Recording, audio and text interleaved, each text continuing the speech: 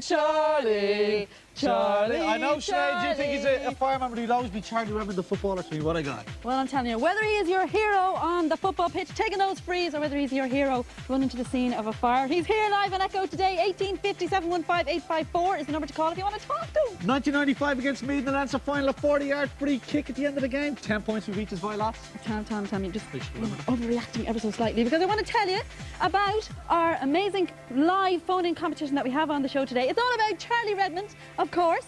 Now, what you've got to do is you've got to answer this question. How many All-Ireland winners' medals does Charlie have in his pocket?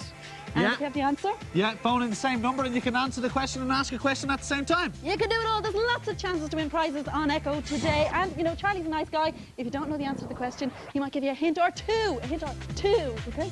Charlie Redmond, it's Charlie Redmond. Very pleased to meet you. Now, can you tell me one thing? 15 years on the Dublin team. Why is it that other counties seem to get more pleasure out of beating Dublin than any other county? They do obviously get a lot of pleasure out of beating Dublin. I think because Dublin's the capital city, such a huge population, they like to come down to Dublin, take Dublin on in their backyard, and thankfully only a couple of teams have been able to beat Dublin, but they do take great joy out of it. Yeah, it's nothing to do with the way they play then. It's just attitude. Well, it's their attitude. They try.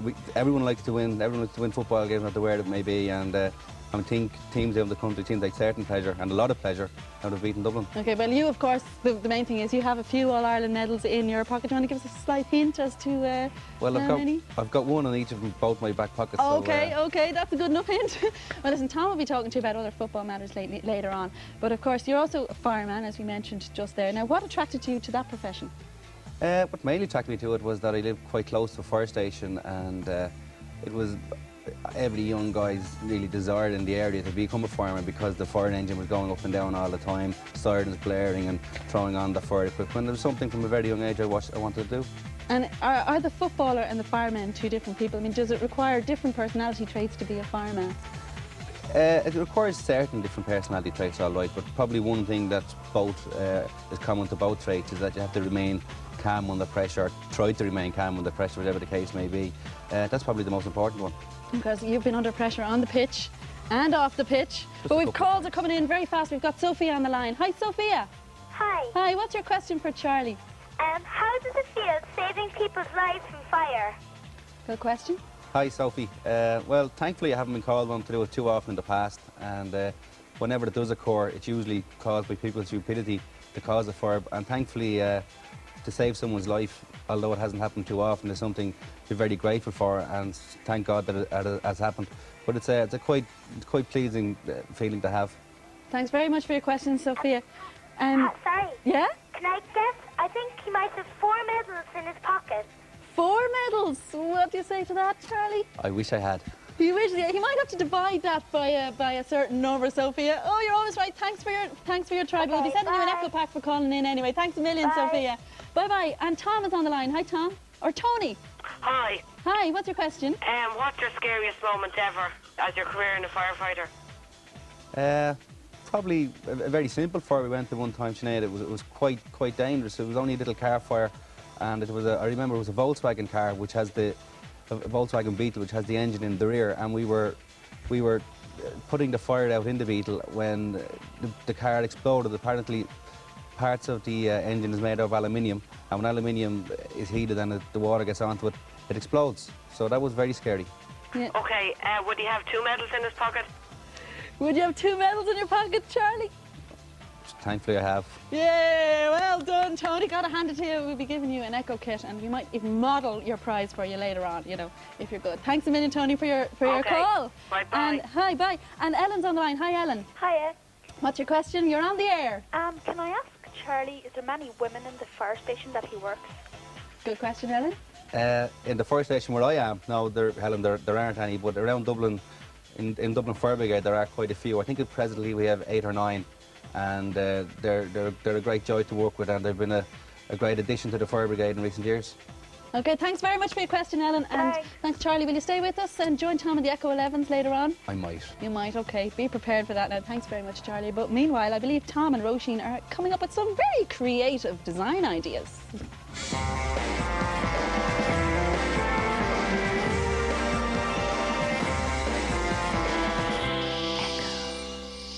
Right, it's got to be a way to brighten up those dull bedrooms, and who better than Roisin Murphy from beyond the hall door, through the letterbox and all the rest, come in to help us. Now, normal window in your bedroom, what have you done? We framed it out so you get extra depth into the window, and we painted the window just a little bit differently in grey this time, so it makes it gives it a bit of a lift.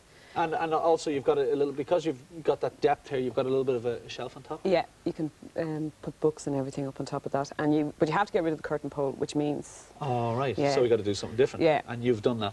Well, we've got the very simple curtain hooks that come from any DIY shop, and a flat piece of cloth instead of a big runched curtain. Yeah. And we just put eyelets on the top of them, and you can just very simply close your window over like that. I thought I was going to do that bit, Roisin, but that's okay. You can do Sorry. that. But it's dead cool, and it's real silvery and all. Yeah, you know? It's really very nice. fun. And then a bit longer than usual, so it can get a bit kind of funky, you know. Okay, bit of depth. Yeah.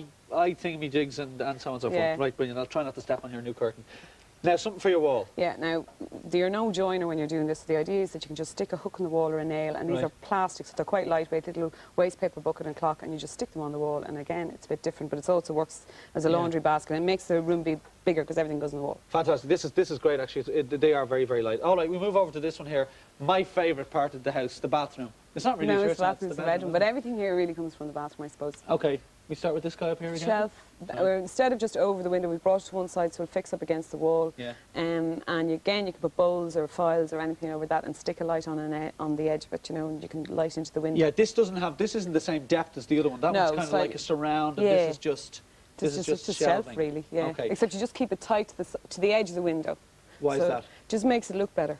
Okay. Yeah. And you've, like you said, you've put a little bit of a light in here, but that's something that maybe an adult or something would have to help you with. Yeah, That's something exactly. you could do yourself, Yeah. and then you can throw anything you want.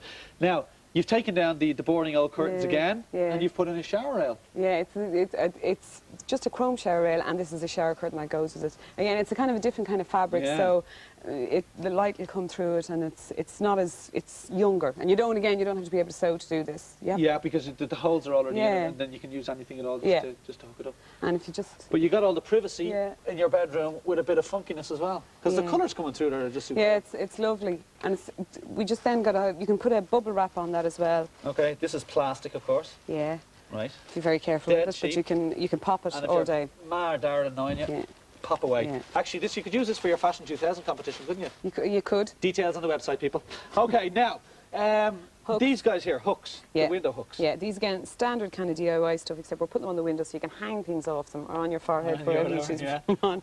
And they just brighten up a window, and it's something different. You've hung a couple of bracelets on it, but you had some other ideas. Yeah, you could put little notelets on it, or even pictures. Yeah. You know, and you can hang. Also, the thing that they're doing a lot at the moment is we're putting a little bit of wire in between, and then you can peg things onto it, like from one end to the other, so it could be quite cool. Absolutely. And then fantastic. Now, last but not least, this is our contact circles. Yeah.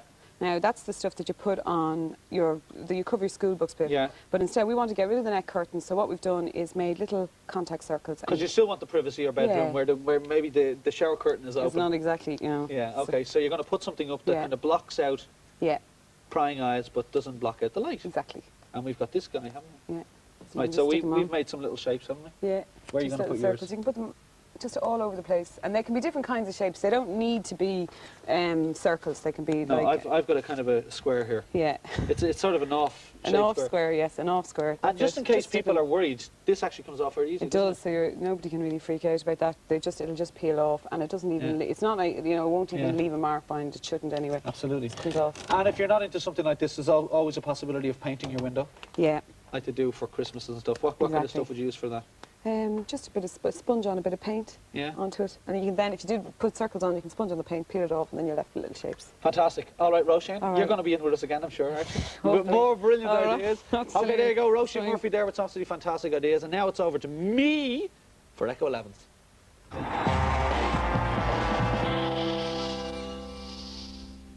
Okay, time for the Echo 11s and Echo's very own Fantasy Football League. Now we got a letter from a guy